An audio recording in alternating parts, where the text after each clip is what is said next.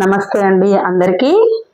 ఈరోజు సాంబార్ చేస్తున్నానండి. ముల్లంగి వేసి 1 టేబుల్ స్పూన్ ఆయిల్, జీలకర్ర, ఆవాలు, ఎండుమిర్చి, 4 వెల్లుల్లి రెబ్బలు, ఉల్లిపాయలు 2 అండి, మిరపకాయలు, పచ్చిమిరపకాయలు 7-8 వేసానండి, కరివేపాకు 2 రెమ్మలు.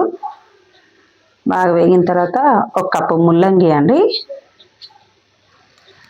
1 అరకప్పు క్యారెట్, బెండకాయలు 2 వేసానండి, బీనీస్ 4, 2 దొండకాయలు. 1 నిమిషం పాటు మూత పెట్టండి.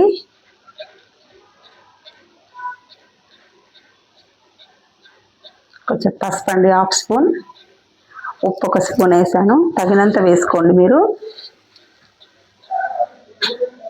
వంకాయలు 2 అండి, 2 టమాటాలు, కొంతసేపు మగ్గిన తర్వాత 1 స్పూన్ కారం అండి. నేను రుచికి తగ్గట్టు వేసుకోండి మీరు, నాకు సరిపోద్ది అది 1 స్పూను.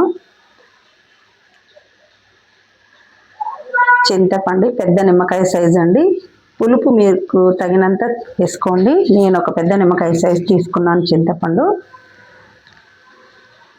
సాంబార్ పొడి అండి, ఇంట్లోనే తయారు చేశాను.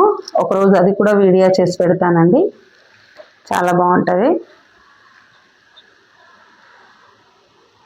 బాగా మరిగిందండి. నేను పప్పు ఉడకబెట్టిన కుక్కర్లోకి తీసేసుకుంటాను. ఇది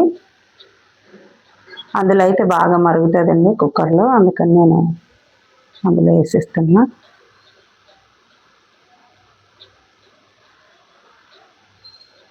ఇంకేనండి, ఇంకొంచెం 1/2 గ్లాసు నీళ్ళు పోసుకొని మూత పెట్టండి. బాగా మరిగిన తర్వాత కొంచెం బెల్లం ముక్కేసానండి, కొద్దిగానే కొత్తిమీర వేసాను 1 గుప్పెడు. అంతేనండి.